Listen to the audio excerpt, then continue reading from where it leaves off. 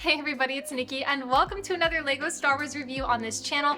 I am super psyched about today's set, you guys, because this has been one of my dream ships to build in LEGO. So today we are going to be reviewing set 75362, Ahsoka Tano's T-6 Jedi Shuttle. So this set will be releasing on September 1st for about $80 US, and I first want to send a really big thank you to my friends at battlepacks.net for helping me get this set early for review. Just a little sneak peek to show you guys I have a really exciting video relating to this coming out very soon. But anyway, today we are going to be talking about this bad boy right here. When I tell you I have always wanted to get the 2011 T-6 Jedi Shuttle, ever since becoming a LEGO collector, especially a LEGO Star Wars collector, it has been one of my dream sets. But after having gotten this one, here comes the train.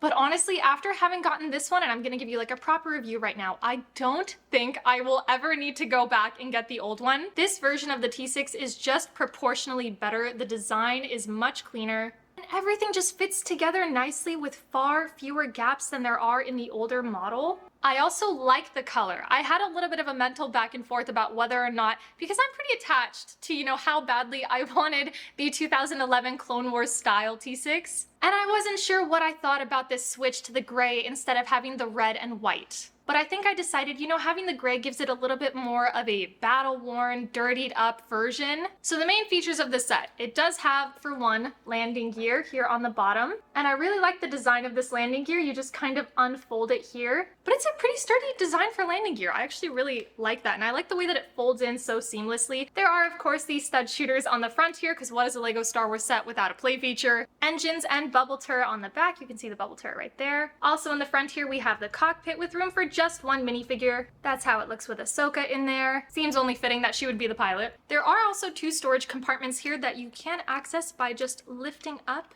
these side panels on the side. And I always really appreciate when these builds have storage units because, for one, you have Ahsoka's lightsabers, you have an extra place to put Sabine's helmet or her hairpiece, whichever one you're not using for display. There's always bits and pieces that need somewhere to go, and not having them in a Ziploc bag is my favorite thing. Lately, we've been always adding storage compartments, and I just really appreciate that. If you notice, there is a wrench and a table that is actually Hu Yang's lightsaber building table. So also really exciting to have that little reference in there.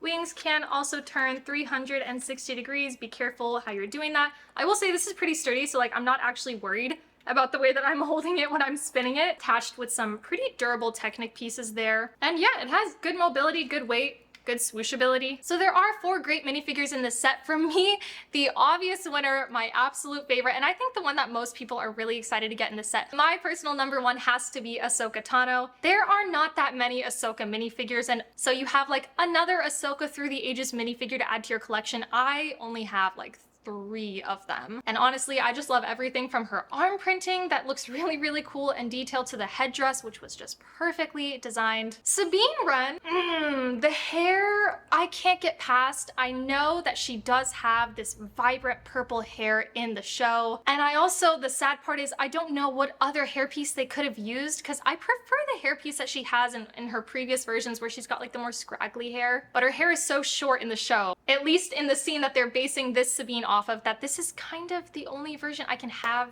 seen them used. If you wanted to be picky about her armor, I guess you could say that the coloring is not exact, but that kind of depends on the lighting, to be fair. Not to mention, in the Rebels animated show, she's got vibrant armor. And yes, she's a little older, and we're basing this minifigure off of the live action, but also Rebels Sabine is always going to be my favorite Sabine, so I don't really mind the coloring of it either. Next, we have Professor Hu Yang from the Youngling arc in the Clone Wars, one of the coolest droids that Star Wars has ever created. And this is one of my new favorite droid minifigures. Really accurate looking in my opinion. And then finally, we have our sort of mystery character, Marok, I believe is how you say his name. But he obviously looks like an Inquisitor in it. I guess it's a bit of a question mark as to what he really is. My final thoughts on this set, I think that it is honestly just an overall improvement on the 2011 version. Proportionally, I think that's true. Size-wise, I know some people were a little bit unhappy with it, but look at this side by side. This is not a small set. It is a little bit smaller, but I think it's sturdier. I think the coloring, I've decided, is honestly a little bit better. My overall opinion on it is that I no longer need to spend the money to get the old set. And I'm someone who still likes to have older versions of sets, and I'm quite happy with this one that I'm not gonna go back and try to collect it. I just think it's better, plain and simple. One thing you could change is the old version you were able to fit more than one minifigure in the cockpit area, and I can see how you would definitely want that, seeing as I mean, sure, Ahsoka is gonna go on her own individual adventures, but it does seem as though Professor Huyang and Sabine are gonna be, you know, eventually with her on some adventures. So it would have been nice to have room for at least another minifigure, maybe even some seating or like extra laying down room in the storage area, because you cannot fit a minifigure back there, unfortunately. But my overall opinion on this set, you guys, is very, very high. I think for 599 pieces, that's kind of up to you whether or not you think it's worth it. But it also does come with 4 really great minifigures. I have also hardly ever seen a Lego set that doesn't go on sale, especially Lego Star Wars, because everybody knows that they really jack up that price a little bit. So if you're worried about it, wait a little bit. It's gonna go on sale. I'm not worried about that. But as is, I love this set, and if you're really kind of wanting to get it day one, I kind of encourage you to do it because it's got great figures. It's better than the old one, in my humble opinion. It's also just one of my favorite ships. That being said, other sets from the Ahsoka show that are also going to be releasing on September 1st are, one, if you know me, one of my favorites, the Ghost and Phantom.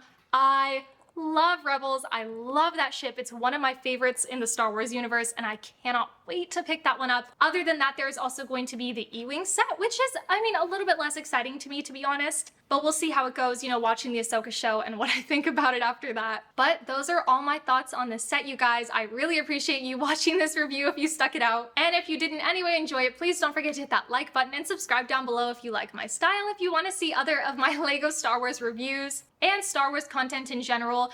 Oh, I am coming out with an Ezra lightsaber review from Galaxy's Edge.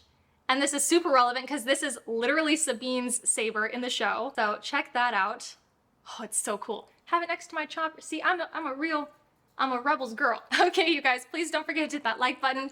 Comment down below your thoughts on this set and if you did enjoy this review. Thank you guys so much for watching. I hope you have an amazing day, and I will see you next time.